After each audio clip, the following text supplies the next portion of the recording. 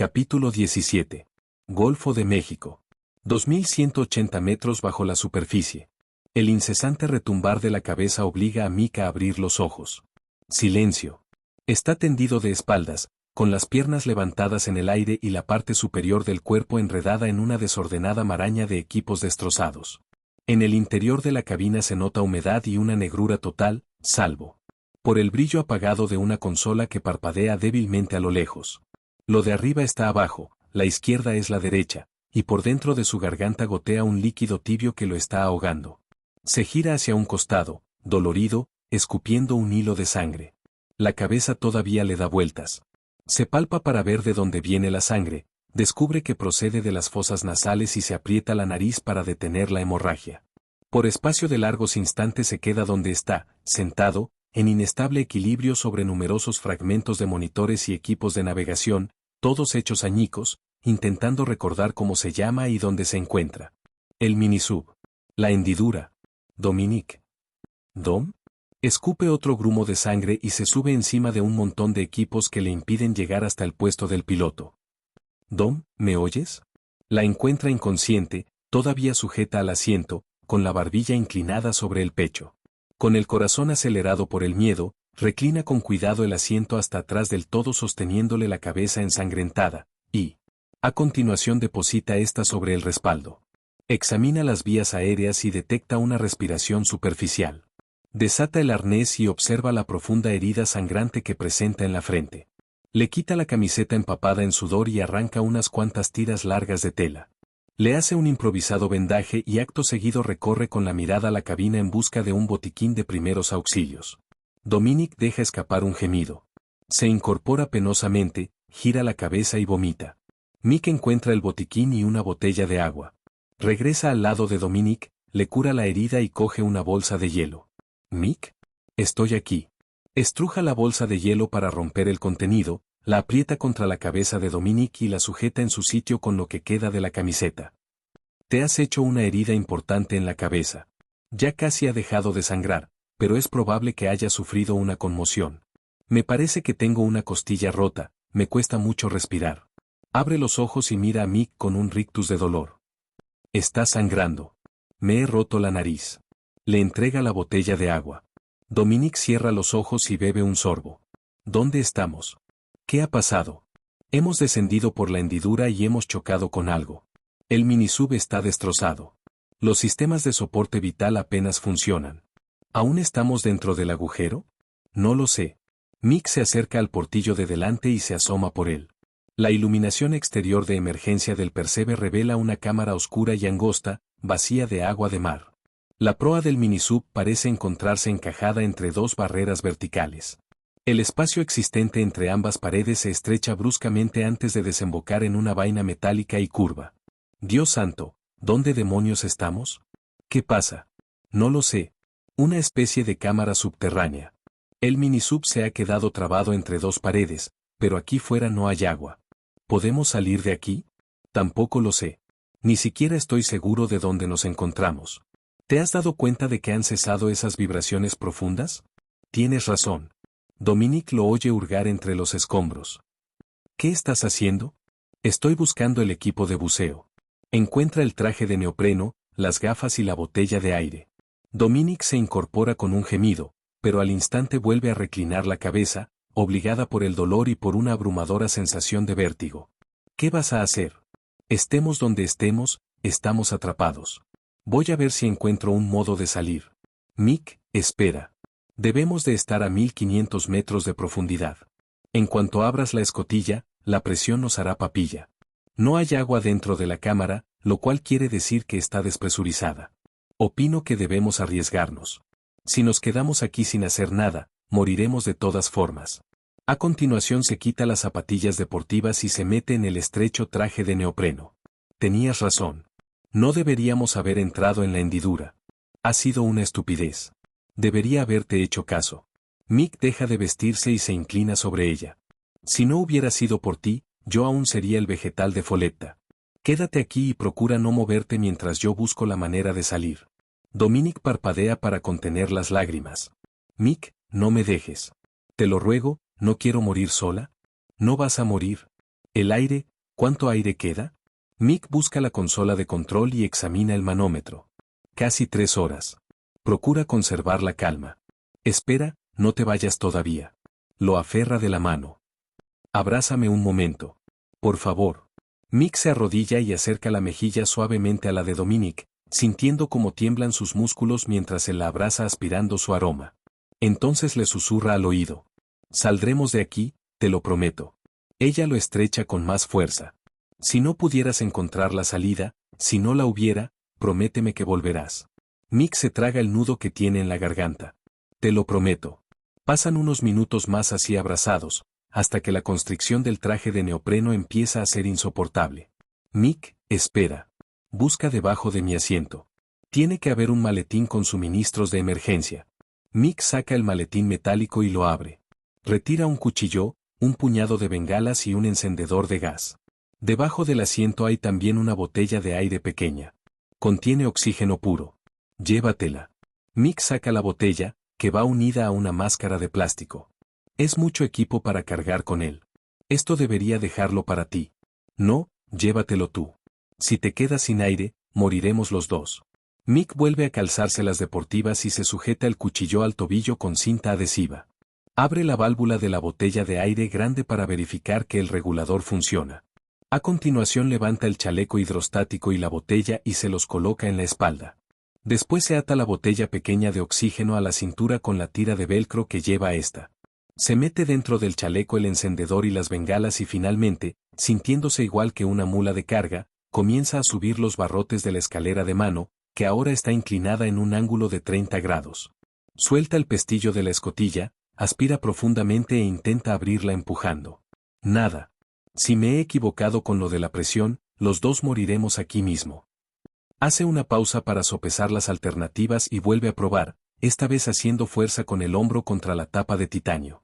Entonces, con un siseo, la escotilla se libera de la abrazadera de caucho y se abre. Mick sale del minisub con dificultad y se pone de pie encima del casco dejando que la escotilla vuelva a cerrarse. ¡Ay! Muerde con fuerza el regulador al sentir el topetazo de la cabeza contra un techo duro como una piedra. Encorvado hacia adelante, guardando el equilibrio sobre el casco, se frota el chichón de la cabeza y mira a su alrededor. Desde la ventaja de la altura que le da el minisub, ve que se encuentran en un gigantesco receptáculo redondeado, una cámara en forma de rosquilla iluminada por las luces de emergencia el minisub. La proa del Percebe se encuentra encajada entre dos hojas curvas de 2 metros de altura, parecidas a unas aspas. El haz de luz de su linterna revela la parte superior de al menos otra decena de objetos divisorios similares, todos los cuales se unen en una pieza central curvada, igual que si fueran las aspas de un molino en posición horizontal. Mick se queda mirando esa estructura, analizando lo que lo rodea, oyendo el jadeo del regulador al respirar. Ya sé lo que es una turbina gigante. Debemos de haber sido absorbidos por un tubo de entrada. El retumbar rítmico ha desaparecido porque el minisub ha bloqueado la rotación de las palas, ha trabado la turbina y ha cegado el conducto de entrada. Mick se baja del Percebe y pisa una pulida superficie metálica, anticuada. ¿Qué habrá pasado con el agua? En eso siente que se cae hacia atrás, se le resbalan los pies y se golpea el codo y la cadera derechos contra la superficie dura y resbaladiza produciendo un ruido sordo. Deja escapar un gemido de dolor y mira hacia arriba. El haz de la linterna descubre una sustancia porosa, negra y esponjosa que recubre toda la parte central del techo. Le caen en la cabeza unas gotas de agua salada. Se pone en pie a duras penas y levanta un brazo, y se sorprende al descubrir que ese material poroso es sumamente frágil, como la espuma de estireno, solo que más duro. Saca el cuchillo, lo clava en la sustancia para tomar una muestra y desprende varios trozos de roca quebradiza y pizarrosa, empapada en agua de mar. Se detiene un momento. A su derecha percibe el eco de una corriente de aire que baja por un pozo.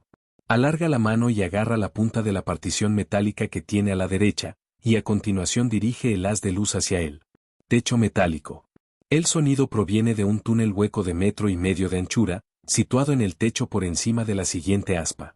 Es un pasadizo oscuro que se eleva casi en vertical y que parece perderse en las entrañas del techo a modo de un peculiar túnel para la ropa sucia. Mick trepa por la pared de acero y se sitúa de pie bajo la boca del túnel, sintiendo unas ráfagas de aire caliente que le azotan el rostro. ¿Un pozo de salida? Pasa a la siguiente pala de la turbina, se iza por encima de la barrera y se sube a la cornisa de 5 centímetros buscando a tientas el borde del túnel. Sus manos palpan una inclinación pronunciada pero practicable. Con cuidado, apoya las manos en el techo y se incorpora, guardando apenas el equilibrio sobre el extremo de la pala. A continuación se impulsa hacia el interior de la oscura cavidad y se introduce en el túnel arrastrándose y gateando. Se pone de costado y extiende las piernas hasta el lado contrario de ese cilindro de 1,5 metros de ancho, con la botella de aire y los codos apretados contra la pared que tiene a la espalda. Entonces mira hacia arriba, sintiendo el viento caliente en la cara, y la linterna le revela un enorme conducto que asciende por dentro de la roca formando una empinada pendiente de 70 grados. Esto va a resultar difícil. Con la espalda y los pies firmemente apretados contra el interior, comienza a subir poco a poco por la pared del túnel, centímetro a centímetro, penosamente, igual que un montañero ascendiendo por una difícil grieta vertical. Por cada 2 metros que avanza, cae medio, y se queda gimiendo dolorido hasta que se le seca el sudor de las manos y su carne chamuscada consigue recuperar el agarre sobre esa resbaladiza superficie metálica. Tarda 20 minutos en ascender los 26 metros que hay hasta el final del túnel. Lo que lo aguarda en la cumbre, negra como el carbón, es un callejón sin salida. Desesperado, deja caer la cabeza contra la pared y lanza un gemido a través del regulador. Los músculos de las piernas, extenuados por la ascensión, empiezan a temblar y amenazan con dejar de sostener su peso. Sintiendo que comienza a resbalar, se lanza hacia adelante con ambas manos, y en ese esfuerzo se le cae la linterna. ¡Joder!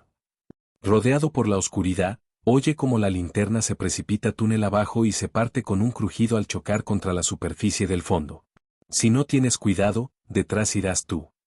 Haciendo movimientos de una lentitud insoportable, saca el encendedor de gas y una de las bengalas que se ha guardado en el chaleco. Goteando sudor, emplea los 5 minutos siguientes en intentar inútilmente prenderla. Bengala. Se queda mirando fijamente el encendedor de gas, que está lleno de combustible pero se niega a dar llama. Idiota, no se puede prender fuego si no hay oxígeno. Entonces respira hondo, se quita el regulador de la boca y aprieta el botón de purga, el cual suelta un chorro de aire hacia el encendedor. Aparece una llama anaranjada que le permite prender la bengala. El chisporroteo de color rosa le deja ver 2 pequeños tubos de caucho conectados a una bisagra hidráulica. Con la ayuda del cuchillo corta los 2 tubos, y al instante brota de estos un fluido caliente y oscuro que gotea sobre su traje de neopreno. Entonces vuelve a colocarse el regulador en la boca y empuja con la cabeza contra la tapa. La escotilla cede 1 centímetro. Mick se sitúa todo lo cerca de la tapa que se atreve y empuja la boquilla extraterrestre, consigue abrir una grieta, y se apresura a introducir los dedos por ella. En un solo movimiento de vaivén, queda colgando unos segundos en la oscuridad antes de arreglárselas para salir del túnel y subirse a lo que parece ser una rejilla metálica. Cae a 4 patas, con el cuerpo temblando por el esfuerzo. El asfixiante calor del nuevo entorno que lo rodea hace que las gafas se le empañen y le impidan la visión. Mick se quita las gafas, pero descubre que tiene la boca demasiado seca para escupir. Se enjuga las lágrimas que le humedecen la cara enrojecida y levanta la vista. ¡Oh, Dios del cielo! Se queda sentado, profundamente aturdido, totalmente perdido el control de sus miembros. Con los ojos muy abiertos, su cerebro trabaja tan deprisa que no es capaz de dar forma a un pensamiento coherente. El sudor le cae a chorros por la cara y por el cuerpo a causa del intensísimo calor reinante, hasta el punto de formar charcos por dentro del traje de buceo. El corazón le late con tanta fuerza que tiene la sensación de que tira de él hacia abajo, presionándolo contra la parrilla de metal al rojo vivo sobre la que está sentado. Estoy en el infierno.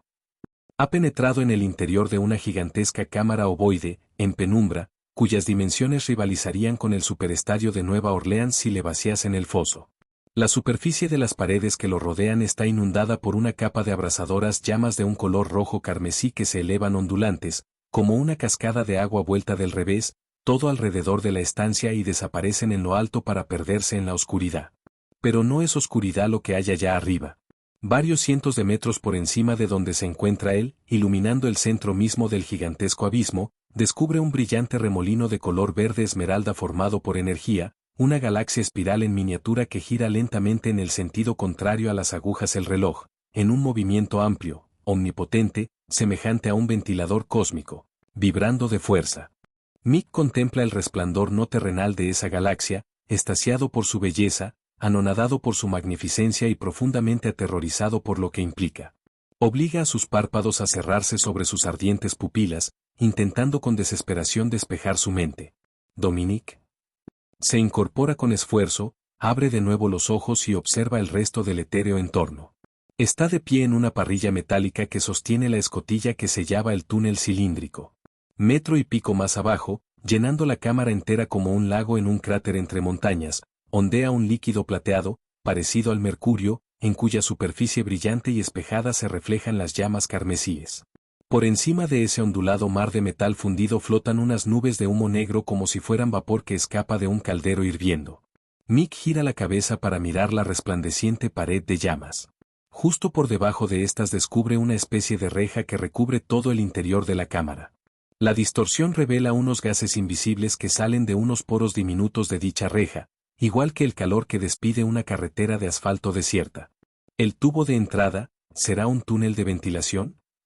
Mick contempla la irreal pared de fuego, que no quema ni consume, sino que se eleva en línea recta hacia el espacio vertical semejante a un furioso torrente de sangre. Por su cerebro pasan ideas febriles: ¿estaré muerto? ¿Tal vez he muerto dentro del minisub? ¿Es posible que esté en el infierno?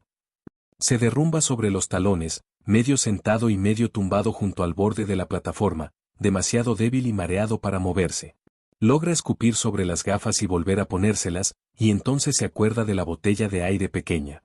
La desata, aspira varias bocanadas de oxígeno puro y consigue aclararse un poco la cabeza. Entonces es cuando repara en el desgarro del traje de buceo. Se le ve la piel de la rodilla derecha, y la herida. Sangra abundantemente. Aturdido, toca la sangre y la examina como si fuera algún líquido alienígena. Su sangre tiene color azul. ¿Dónde estoy?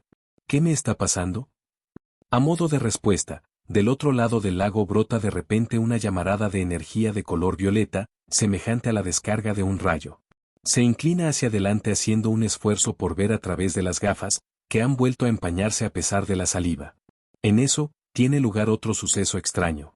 Mientras está quitándose las gafas, de la superficie del lago surge una potente ola de energía invisible, como si fuera una ráfaga de aire, y lo golpea en el brazo. Las gafas leviten en el aire y permanecen ahí flotando, a 1 metro por encima de él. Mick se pone de pie. Al intentar recuperarlas, siente un intenso campo de energía electromagnética que reverbera por todo su cerebro como si fuera un diapasón. Desorientado, busca a tientas la botella de oxígeno mientras en su visión borrosa bailan las llamas. Por fin se rinde y se desploma hacia atrás contra el metal, aspira más oxígeno y cierra los ojos para contrarrestar el vértigo. ¿Michael? Mick abre los ojos, conteniendo la respiración. ¿Michael? Mira fijamente el lago. ¿Estaré sufriendo alucinaciones? Ven a mí, hijo mío. La mascarilla de oxígeno se le resbala de la boca. ¿Quién está ahí? Te he echado de menos. ¿Quién eres? ¿Dónde estoy? ¿Qué lugar es este? Decíamos que Nazca era nuestro pequeño purgatorio particular, ¿no te acuerdas, Michael? ¿O es que ese brillante cerebro que tienes se ha rendido por fin, después de pasar tantos años en el psiquiátrico? Mick siente que le palpita el corazón. Por sus mejillas enrojecidas ruedan lágrimas que le queman la piel. ¿Papá? ¿Papá? ¿Eres tú? ¿Estoy muerto? ¿Papá? ¿Dónde estás? No te veo. ¿Cómo puedes estar aquí? ¿Dónde estoy? Ven a mí, Michael, y te lo mostraré. En un estado de ensoñación, Mick da un paso fuera de la parrilla y cae al lago. ¡Oh, joder! ¡Oh, Dios! Mick mira hacia abajo, con la mente desconcertada por lo que le informan los sentidos. Está ingrávido, desafiando a la gravedad, flotando por encima de esa superficie plateada sobre un colchón de energía verde esmeralda, que atraviesa todas las fibras de su cuerpo intoxicándolo. Experimenta sensaciones de euforia que le ascienden por los huesos y lo abandonan por el cuero cabelludo poniéndole todo el cabello de punta. La adrenalina y el miedo se pelean por controlar su vejiga. Al notar que la botella de aire que lleva a la espalda quiere levitar y separarse, se apresura a ceñirse la tira de velcro a la cintura y vuelve a colocarse el regulador en la boca. Ven a mí, Michael. Un único paso adelante lo impulsa lo suficiente para desplazarse por el campo de energía con la misma libertad que un Baryshnikov. Envalentonado, ejecuta media docena de pasos más, y se ve cruzando por encima del espejo. Del lago como si fuera un ángel sin alas guiado por una fuerza invisible. ¿Papá? Un poco más lejos. Papá, ¿dónde estás? Al aproximarse al extremo opuesto de la cámara ve una inmensa plataforma de color negro carbón que se yergue 10 metros por encima de la brillante superficie igual que una barcaza surgida del infierno. Siente un estremecimiento de terror al darse cuenta de que no puede detenerse, que la inercia que lo impulsa a través de ese mundo ingrávido lo guía hacia el objeto en contra de su voluntad. Ya te tengo. Presa del pánico, Mick se gira con la intención de huir, pero descubre que sus piernas se agitan inútilmente y que algo lo atrae hacia arriba alejándolo de la superficie del lago. Se echa de bruces en medio del aire, aferrándose con desesperación al campo de energía, mientras su cuerpo es empujado violentamente hacia atrás, hacia la plataforma, por una presencia malévola y gélida como el hielo. Mick aterriza de rodillas y cae hacia adelante, como si lo obligaran a adorar a alguien. Hiperventilando y con el cerebro encogido por el miedo, levanta la vista para mirar a su carcelero. Es una especie de vaina, alta y ancha como una locomotora y larga como un campo de fútbol. Una miríada de conductos chamuscados semejantes a tentáculos salen de debajo de la plataforma y penetran en el objeto cerrado, como de cristal ahumado, a modo de un sinfín de tubos intravenosos alienígenas. ¿Por qué me tienes miedo, Michael? En el interior del cilindro estalla una llamarada de energía de color violeta, cuyo fogonazo deja ver por un momento la presencia de un ser inmenso. Mick está paralizado y con el semblante contraído por el terror. Sus miembros ya no son capaces de soportar su peso. Mírame, Michael. Contempla el rostro de tu propia sangre. Los pensamientos de Mick se hacen pedazos cuando se ve lanzado de cabeza contra la superficie vidriosa por una fuerza invisible. Percibe esa presencia dentro de la cámara llena de humo, la presencia del mal en estado puro, y esa sensación le produce una bilis sulfúrica que le sube por la garganta y lo ahoga. Cierra los ojos con fuerza, pues su mente es incapaz de aprender qué terror puede hallarse ante sí. Pero una oleada de energía lo obliga a abrir los ojos y se los mantiene abiertos. Entonces ve aparecer un rostro entre una niebla amarilla que llena el interior de la estructura. Mick siente que el corazón le retumba en el pecho. No, es Julius, su padre, con el cabello de un blanco níveo y alborotado como Einstein y el rostro bronceado y surcado de arrugas, semejante al cuero gastado. Esos ojos blandos y familiares lo miran fijamente. Michael, ¿cómo puedes tener miedo de tu padre? Tú no eres mi padre. Naturalmente que sí. Acuérdate, Michael. ¿No recuerdas cómo murió tu madre? Te enfadaste mucho conmigo. Me odiaste por lo que había hecho. Me miraste a los ojos como me estás mirando ahora. Y me condenaste al infierno. La monstruosa voz se torna más grave al hacer eco en sus oídos. Mick chilla a través del regulador. Siente un sobresalto en el cerebro cuando el rostro de Julius se disuelve en un par de ojos reptilianos y demoníacos, del tamaño de un reflector e inyectados de sangre. Las pupilas son dos fisuras doradas que le queman el alma y abrazan el tejido mismo de su cordura mental. Mick deja escapar un grito capaz de helar la sangre en las venas al sentir en su mente torturada la caricia del frío dedo de la muerte. Entonces, en un movimiento impulsado por la adrenalina, salta de la plataforma, pero en mitad de su caída alguien lo atrapa y lo sostiene en el aire. Tú eres carne de mi carne, sangre de mi sangre. He estado vigilándote, esperando a que llegara este día. Sé que has sentido mi presencia. Pronto estaremos juntos, unidos, padre e hijo.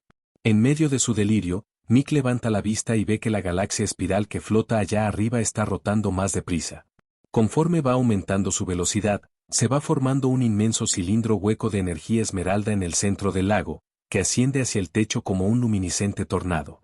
Ese embudo de energía se fusiona con la galaxia y ambos comienzan a girar al mismo tiempo, cada vez más rápido. El cerebro de Mick está gritando, los ojos se le salen de la cabeza. En medio de su desvarío, acierta a ver una solitaria ondulación en el centro del lago, una perturbación creada por algo que comienza a elevarse justo por debajo de la densa superficie. Y entonces lo ve con claridad, un ser que asciende por el embudo de energía de color esmeralda, un ser negro. Como la noche, una forma de vida depredadora, dotada de unas alas de reptil de 10 metros de envergadura. Por debajo de su torso se ven colgando un par de garras de 3 dedos cada una. Su cráneo sin rostro y con forma de yunque se estrecha hasta terminar en una protuberancia curva, parecida a un cuerno, y la cola en forma de pico de pato tiene la mitad de tamaño que las alas. Un círculo incandescente de color ambarino brilla con fuerza en la línea de su cuello, como un ojo sin pupila.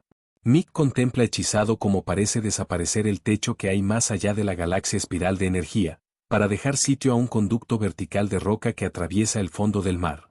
El agua del interior de ese conducto también está girando, formando la base de un monstruoso torbellino.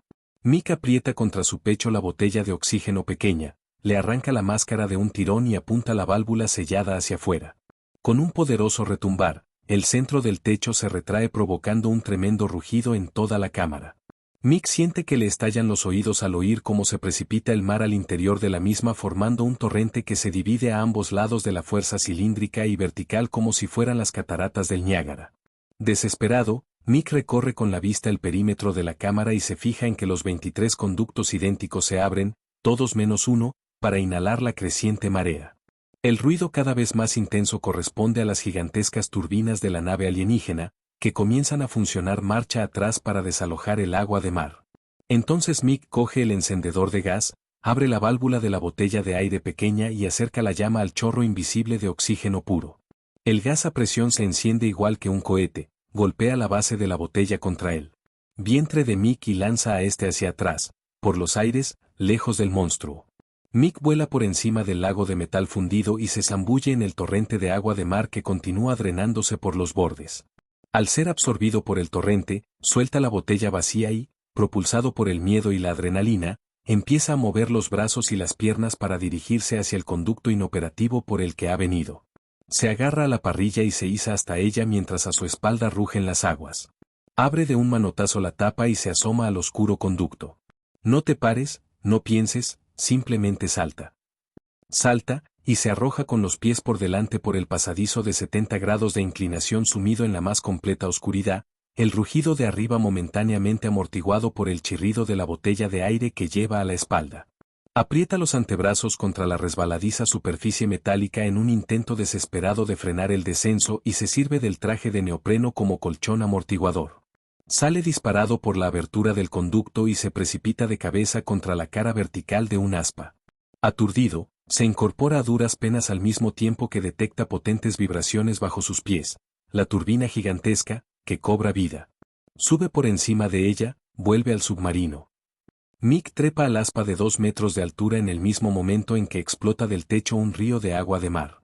Aterriza de pie, dominado por el pánico al ver que las palas de la turbina empiezan a rotar marcha atrás, luchando por sacar al Percebe de entre ellas. No permitas que el minisub se vaya sin ti. Avanza a trompicones con el agua a la altura de las rodillas. Aspira una profunda bocanada de aire y se desprende de la engorrosa botella de aire que lleva a la espalda. Libre ya de ese peso, salta sobre el casco de titanio del minisub al tiempo que lo embiste por detrás una furiosa pared de agua que casi lo hace caer al suelo. La cámara redondeada va llenándose rápidamente de agua haciendo aumentar la presión, lo cual amenaza con desenganchar en cualquier momento al minisub. Mick se sube con esfuerzo a lo alto del casco. Notando cómo va intensificándose la presión en su cabeza, abre la escotilla y se arroja por ella. Después la cierra de un golpe y la sella con un giro de la rueda. Una explosión de agua hace que el minisub se tuerza hacia un lado. Mick baja a toda prisa por la escalera de mano y va a caer sobre los escombros de equipos destrozados justo cuando el Percebe es liberado por fin.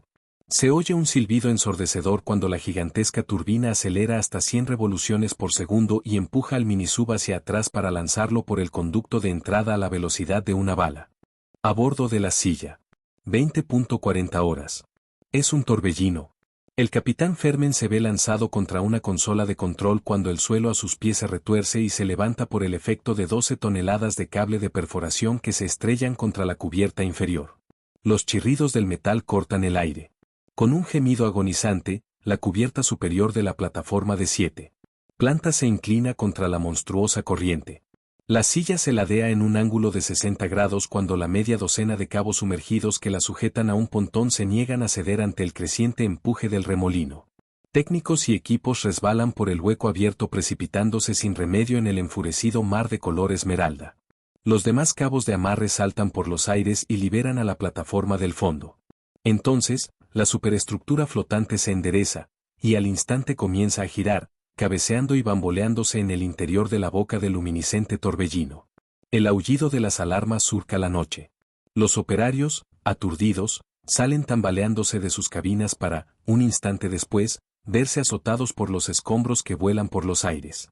Con su mundo girando alrededor a una velocidad de vértigo, bajan dando tumbos por las escaleras de aluminio a fin de pasar a la cubierta siguiente, donde hay una decena de botes salvavidas colgando de los cabrestantes. Brian Dutz aferra los cabos de un bote salvavidas, ensordecido por el rugido del torbellino. El bote cuelga 2 metros por debajo de él, pero la silla se encuentra tan violentamente inclinada que ya no es posible montarse en él de un salto. La plataforma petrolífera se tuerce hacia un costado, atrapada en la fuerza centrífuga del remolino, el cual la pega a la pared del embudo. El director de la NASA abre los ojos y se obliga a sí mismo a contemplar la deslumbrante fuente de energía que irradia del centro del turbulento mar. Se agarra con fuerza y aspira una bocanada de aire cuando se le echa encima una ola de 12 metros que se estrella contra la cubierta inferior llevándose consigo en su furia el último bote salvavidas. A Dutz el estómago le da un vuelco terrible, y sus ojos se abren desmesuradamente a causa de la incredulidad. Al ver que, de pronto, el centro del vórtice se hunde en el fondo del mar dejando la plataforma girando peligrosamente en lo alto del precipicio de agua. En medio del enloquecedor frenesí de color esmeralda distingue algo, una criatura negra y alada que levita pesadamente y va ascendiendo por el vórtice del torbellino igual que un demonio que emergiera del infierno. La bestia alada pasa volando por encima de él y desaparece en la noche, mientras la silla se desploma de costado y entra en caída libre hacia el olvido. El ser sin vida surca la superficie del golfo a velocidad supersónica planeando sin esfuerzo sobre un denso colchón de antigravedad. Se desplaza hacia el suroeste y asciende a una altitud mayor, haciendo temblar con su estela de energía las cumbres montañosas de México en su camino hacia el Pacífico. Al llegar al océano, su matriz sensorial preprogramada altera su curso para tomar una ruta occidental más precisa. Entonces aminora y ajusta su velocidad con el fin de permanecer en el lado oscuro del planeta mientras dure su fatídico viaje. Diario de Julius Gabriel. Nuestra luna de miel en el Cairo fue maravillosa. María lo era todo para mí, mi alma gemela, mi amante, mi compañera, mi mejor amiga. Decir que su presencia me consumía no es una exageración. Su belleza, su aroma, su sexualidad, todo lo suyo resultaba tan embriagador, que a veces me sentía borracho de amor, dispuesto, si no deseoso, a abandonar la promesa que había hecho de desentrañar el acertijo del calendario maya, solo para regresar a Estados Unidos con mi joven esposa. A fundar una familia. A vivir una vida normal. Pero María tenía otros planes. Tras una semana de luna de miel, insistió en que prosiguiéramos nuestro viaje al pasado de la humanidad buscando en la Gran Pirámide pistas que relacionaran su magnífica estructura con el dibujo hallado en la meseta de Nazca. ¿Quién puede discutir con un ángel? En lo que se refiere a Giza, el tema de quién construyó las pirámides es igual de importante que cuándo, cómo y por qué. Verás, las pirámides de Giza constituyen una paradoja en sí mismas, pues fueron erigidas con una precisión increíble y con un propósito que aún sigue siendo un misterio miles de años después. A diferencia de los demás monumentos antiguos de Egipto, las pirámides de Giza no se construyeron como tumbas, de hecho, carecen de todo jeroglífico de identificación, de inscripciones internas, sarcófagos y tesoros de los que se pueda hablar. Tal como he mencionado anteriormente, la erosión de la base de la Esfinge demostraría más tarde que las estructuras de Giza se levantaron en el 10.450 a.C., lo cual las distingue como las más antiguas de todo Egipto. Te habrás dado cuenta de que no me estoy refiriendo a estas maravillas por los nombres de pirámides de Jufu, Jafre y Menkaure. Los egiptólogos quisieran hacernos creer que fueron dichos faraones los que encargaron su construcción. ¡Qué soberbia tontería! Jufu tuvo que ver con el diseño y la construcción de la Gran Pirámide tanto como Arturo, un rey cristiano, tuvo que ver con Stonehenge, un monumento que fue abandonado 1.500 años antes de Cristo. Dicha falacia se remonta a 1837, cuando el coronel Howard Beese recibió el encargo de excavar Giza. Este arqueólogo, no habiendo hecho ningún descubrimiento significativo, y encontrándose bastante desesperado por la falta de fondos, se las arregló, muy convenientemente, para descubrir unas marcas en la piedra que llevaban el nombre de Jufu en un túnel más bien poco claro que él mismo excavó al azar en el interior de la pirámide. Por alguna razón, nadie cuestionó el hecho de que aquellas marcas identificativas habían sido pintadas al revés, algunas de ellas incluso con errores, y de que no se encontró ninguna inscripción más en toda la Gran Pirámide. Los egiptólogos, por supuesto, pregonan que el descubrimiento de Beese es el Evangelio. Muchos años después, el arqueólogo francés Auguste Mariette desenterró una estela inventario. El texto que Apareció en dicha piedra, el equivalente antiguo de una placa histórica para los turistas, indica claramente que las pirámides fueron construidas mucho antes del reinado de Jufu, y se refiere a las estructuras de Giza como la casa de Osiris, señor de Rostau. Osiris, tal vez la figura más respetada de toda la historia de Egipto, fue un gran maestro y un gran sabio que abolió el canibalismo y dejó un legado perdurable a su pueblo. Osiris, el barbudo rey dios. María y yo pasamos la mayor parte del tiempo examinando la Gran Pirámide, aunque el plan completo de Giza obedece a un propósito misterioso y muy diferente. El exterior de la Gran Pirámide es tan desconcertante como su interior. Como ya he hablado anteriormente de las medidas del templo en relación con el valor de pi, la precesión y las dimensiones de la Tierra, procederé ahora a describir los lados de su estructura, formados por bloques de piedra caliza. Por increíble que parezca, cada lado de la pirámide mide 229 metros y medio, con lo cual constituye casi un cuadrado perfecto. Además, cada lado está alineado con el norte exacto, el sur, el este y el oeste, dato que produce un gran impacto si se piensa que la Gran Pirámide se construyó con 2.300.000 bloques de piedra, algunos de los cuales pesan entre 2,5 toneladas y 15 toneladas. En la más pequeña de las pirámides de Giza hay una piedra que pesa ella sola 320 toneladas. Mientras estoy escribiendo esto, en el año 2000, solo existen 3 grúas en el mundo entero capaces de levantar semejante peso del suelo. Sin embargo, como ocurrió en Tiahuanaco y en Stonehenge, no se empleó ningún tipo de maquinaria para mover esos increíbles pesos, que tuvieron que ser transportados desde una cantera alejada y luego colocados en su sitio, a menudo a varios cientos de metros del suelo. La mayoría de quienes contemplan la Gran Pirámide no caen en la cuenta de que los costados de su estructura presentaban originalmente un acabado en piedras de revestimiento sumamente pulidas, en número de 144.000, cada una de las cuales pesaba 900 kilos. Hoy en día tan solo quedan restos de dicho revestimiento, pues la mayor parte quedó destrozada por un terremoto acaecido en el año 1301 de nuestra era. Sin embargo, sabemos que los bloques estaban cortados con tal precisión y destreza que no se podría introducir entre ellos ni la hoja de un cuchillo. Solo podemos imaginar cómo debió de ser la Gran Pirámide hace miles de años, una estructura de 6 millones de toneladas que abarcaba 5 hectáreas, reluciente como el cristal bajo el sol de Egipto. Mientras que el exterior de la pirámide ya constituye de por sí una magnífica vista, es el misterioso interior el que posiblemente oculta su verdadero propósito. La Gran Pirámide contiene varios pasadizos que conducen a 2 salas vacías, inofensivamente denominadas Cámara del Rey y Cámara de la Reina. La auténtica finalidad de esas 2 cámaras no se conoce aún. En la cara norte hay una entrada oculta que da acceso a un estrecho pasadizo descendente, del cual parte un pasillo recto que sube adentrándose en el corazón de la pirámide. Al cabo de una breve subida, se puede entrar por un claustrofóbico túnel horizontal de 40 metros de largo que lleva a la Cámara de la Reina, o bien continuar ascendiendo y pasar a la Gran Galería, un impresionante corredor abovedado que conduce a la Cámara del Rey. La Cámara de la Reina es una estancia vacía de 5 por 5 metros y medio, con un techo a 2 aguas de 6 metros de altura. Su único rasgo digno de mención es un estrecho conducto de ventilación cuya abertura es un rectángulo de tan solo 20 por 23 centímetros. Dicho conducto, al igual que los 2 hallados en la Cámara del Rey, permaneció sellado hasta 1993, cuando los egipcios, en su intento de mejorar la ventilación de la pirámide, contrataron al ingeniero alemán Rudolf Gantenbrink para que se sirviera de su robot en miniatura para excavarlos. Conductos de ventilación cegados. Las imágenes tomadas por la cámara del robot revelaron que los conductos no estaban cegados, sino sellados por dentro mediante un objeto deslizante, una diminuta puerta sujeta por unos pernos metálicos. Cuando se le quitara dicho impedimento, el conducto llevaría directamente hacia el cielo. Sirviéndose de un complejo clinómetro, Gantenbrink consiguió calcular los ángulos exactos de los conductos al proyectarse sobre el cielo.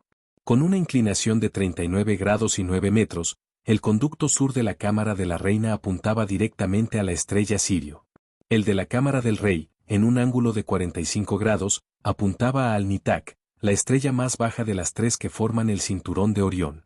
Poco después, los astrónomos descubrieron que las 3 pirámides de Giza habían sido cuidadosamente alineadas para que reprodujeran la posición de las 3 estrellas de la constelación de Orión tal como se las veía en el año 10.450 a.C.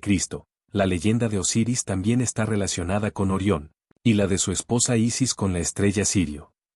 ¿Fue la alineación cósmica el verdadero propósito de que se excavaran esos conductos, o se diseñaron para desempeñar otra función? La Gran Galería es, en sí misma, un increíble logro de ingeniería. Con una anchura de poco más de 2 metros en el nivel del suelo, las paredes de este corredor, formadas por repisas, van estrechándose gradualmente a uno y otro lado conforme van subiendo para encontrarse con el techo, de 8 metros y medio de altura. Este angosto pasillo presenta una inclinación de 26 grados y una longitud de más de 45 metros, un asombroso logro arquitectónico si se tiene en cuenta que la bóveda de albañilería de la Gran Galería soporta todo el peso de las 3/4 partes superiores de la pirámide. Al final de la Gran Galería se encuentra una misteriosa antecámara de paredes de granito rojo. En el muro se han excavado unas extrañas hendiduras paralelas, en pares, que parecen guías para un antiguo conjunto de divisiones. De ahí parte un pequeño túnel que conduce a la Cámara del Rey, la estancia más impresionante de toda la pirámide. Se trata de una sala que forma un rectángulo perfecto de 5 metros y medio de ancho, 10 y medio de largo y 5,80 de alto. La cámara entera está formada por 100 bloques de granito rojo, cada uno de los cuales pesa más de 70 toneladas. ¿Cómo pudieron los constructores antiguos llevar hasta su sitio aquellos bloques de granito, sobre todo en unos espacios tan reducidos? En el interior de la Cámara del Rey hay un único objeto presente, un solitario bloque de granito de color barro vaciado por dentro como si se tratara de una bañera gigante. Situado junto a la pared oeste, mide 2,30 metros de largo por uno tanto de alto como de ancho. El bloque de granito macizo ha sido cortado con inexplicable precisión, propia de una máquina. Fuera cual fuese la tecnología que se empleó para construir ese objeto, era superior a cualquier herramienta conocida por el hombre moderno. Aunque no se ha hallado ninguna momia, los egiptólogos continúan identificando ese objeto ahuecado con un sarcófago sin tapa. Yo tengo una teoría distinta. La Cámara del Rey parece funcionar como un instrumento acústico que recoge y amplifica los sonidos. En varias ocasiones he podido estar a solas en esa sala y he aprovechado la oportunidad para meterme dentro de ese cofre con forma de bañera. Al tumbarme en él, me sorprendió enormemente experimentar unas fuertes reverberaciones, como si me hubiera introducido en el canal auditivo de un gigante. No exagero si digo que de hecho me temblaron todos los huesos a causa de aquellas tremendas vibraciones de sonido y energía. Los varios ingenieros electrónicos a quienes consulté me revelaron que la geometría del vértice de la Gran Pirámide, con 377 ohmios, la convierte en un resonador perfecto, ya que su impedancia coincide con la del espacio libre. Por extraño que resulte, mi teoría es que la Gran Pirámide fue diseñada para que funcionara a modo de un increíble diapasón monolítico canalizador de energía, capaz de hacer resonar corrientes tipo radiofrecuencia, o quizá otros campos de energía aún desconocidos. Más datos aleccionadores. Además de nuestras propias investigaciones respecto de la Gran Pirámide, María y yo dedicamos incontables horas a entrevistarnos con algunos de los mejores arquitectos e ingenieros del mundo. Al calcular el peso, la mano de obra y las necesidades de espacio que requirió la construcción de la pirámide, cada uno de esos profesionales llegó a la misma sorprendente conclusión: la Gran Pirámide no podría duplicarse, ni siquiera hoy en día. Permíteme que lo reitere, ni siquiera utilizando nuestras grúas más avanzadas, los seres humanos de esta era jamás podríamos construir la Gran Pirámide. Y sin embargo, la Gran Pirámide sí fue construida, y hace aproximadamente 13.000 años. Entonces, ¿quién construyó la Gran Pirámide? ¿Cómo hace uno para buscar respuestas que definan lo imposible? ¿Qué es lo imposible? María lo describió como una conclusión defectuosa extraída por un observador mal informado, cuya limitada experiencia carece de la información básica para comprender de modo exacto algo que simplemente no está dentro de los parámetros aceptables de lo que es para él la realidad. Lo que intentaba expresar mi amada era lo siguiente: los misterios siguen siendo misterios hasta que el observador abre su mente a nuevas posibilidades. O, para decirlo de modo sucinto, si se quiere encontrar una solución a algo que se percibe como imposible, hay que buscar soluciones imposibles. Y así lo hicimos. La lógica dicta que si los seres humanos por sí solos no pudieron construir las pirámides de Giza, entonces es que tuvo que ayudarlos alguien, en este caso otra especie, obviamente superior en inteligencia. Esta sencilla pero perturbadora conclusión no procede de la nada, sino de duras pruebas empíricas. Los cráneos alargados encontrados en Centroamérica y en Sudamérica nos dicen que los miembros de esa misteriosa especie eran humanoides en su aspecto físico. Existen diversas leyendas que los describen como varones caucásicos de estatura elevada, con ojos azul mar y barba y cabellos blancos y largos. Varias de las culturas antiguas más importantes de la historia, entre ellas la egipcia, la inca, la maya y la azteca, veneraron a esos seres como hombres de gran sabiduría y paz que llegaron para establecer el orden a partir del caos. Todos ellos fueron grandes maestros y poseían conocimientos avanzados de astronomía, matemáticas, agricultura, medicina y arquitectura que elevaron a nuestra raza salvaje y la transformaron en un conjunto de naciones de sociedades ordenadas. Las pruebas físicas que han quedado para confirmar su existencia son indiscutibles. Esta especie de humanoides tenía también un plan muy claro: preservar el futuro de la humanidad, sus hijos adoptivos. Qué conclusión más extraña la que habíamos alcanzado María y yo. Allí estábamos nosotros, dos pensadores de la época moderna, doctorados en Cambridge, planteándonos el uno al otro teorías que habrían hecho sentirse orgulloso a Erich von Däniken. En cambio nosotros no estábamos orgullosos. De hecho, nuestra primera reacción fue sentir vergüenza. Nosotros no éramos unos hoteleros suizos metidos a autores, nosotros éramos científicos, arqueólogos de renombre. ¿Cómo íbamos a hacer para presentar ante nuestros colegas aquellas ideas tan absurdas respecto de la intervención de extraterrestres? Y sin embargo, por primera vez, mi joven esposa y yo tuvimos la sensación de que por fin se nos habían abierto los ojos de verdad. Percibíamos en todo aquello un plan maestro, pero nos frustraba no saber descifrar su significado oculto. Nuestros antepasados humanoides nos habían dejado instrucciones en los códices mayas y se habían tomado la molestia de duplicar el mensaje en la meseta de Nazca, pero dichos códices habían sido quemados por los sacerdotes españoles y el mensaje de Nazca todavía era un misterio para nosotros. María y yo nos sentimos asustados y solos. La profecía del día del juicio contenida en el calendario maya pendía sobre nuestras cabezas como la espada de Damocles. Recuerdo que me abracé a mi esposa, sintiéndome igual que un niño atemorizado que, al enterarse de que existe la muerte, se esfuerza por comprender el concepto de paraíso de sus padres. Aquel pensamiento me hizo darme cuenta de que, a pesar de nuestras hazañas y nuestros logros, nuestra especie, desde un punto de vista evolutivo, en realidad todavía se encuentra en su infancia. Quizás sea esa la razón por la que somos tan dados a la violencia, o por la que seguimos siendo criaturas emocionales, siempre necesitadas de amor, siempre asaltadas por un sentimiento de soledad. Como bebés de 30.000 años de edad que somos, simplemente no sabemos hacerlo mejor. Somos un planeta de niños, la Tierra, un enorme orfanato sin mentes adultas que nos enseñen cómo funciona el universo.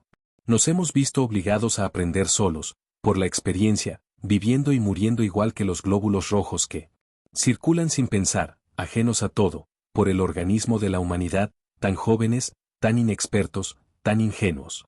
Los dinosaurios dominaron la Tierra durante 200 millones de años, en cambio nuestros antepasados bajaron de los árboles hace menos de 2 millones de años.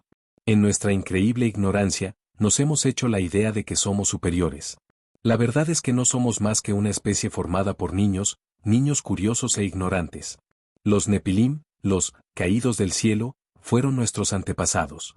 Estuvieron aquí hace mucho tiempo, tomaron por esposas a mujeres del género Homo sapiens y así aportaron su ADN a nuestra especie.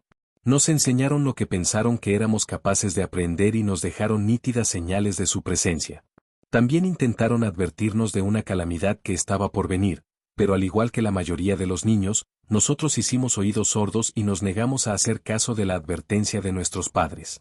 Seguimos siendo niños, recuerdo que le dije a María. Somos niños frágiles, ingenuos, creemos que lo sabemos todo, y nos mecemos tranquilamente en nuestra cuna ajenos al hecho de que la serpiente ha penetrado por la ventana abierta de la habitación con la intención de matarnos. María se mostró de acuerdo. Comprenderás, naturalmente, que la comunidad científica nos despreciará. Pues entonces no debemos decírselo, por lo menos de momento, respondí yo. Puede que la profecía de la humanidad esté escrita en piedra, pero aún está en nuestra mano determinar el futuro. Los Nepilim no se habrían tomado tantas molestias para advertirnos respecto del 4AO, 3 Kankin sin dejar también algún arma, algún medio de salvarnos de la aniquilación. Hemos de encontrar el medio de salvarnos, entonces, y solo entonces, el resto del mundo estará dispuesto a escuchar con una mente abierta. María me abrazó, aceptando mi lógica. Aquí no encontraremos las respuestas, Julius. Estabas en lo cierto todo el tiempo. Aunque la Gran Pirámide forme parte del rompecabezas de la profecía, el templo que figura en la meseta de Nazca se encuentra en Mesoamérica. Extracto del diario del profesor Julius Gabriel. Ref. Catálogo 1975 a 1977, páginas 12 a 72. Disquete 4 de fotos, nombre de archivo. GISA, cianotipo 17.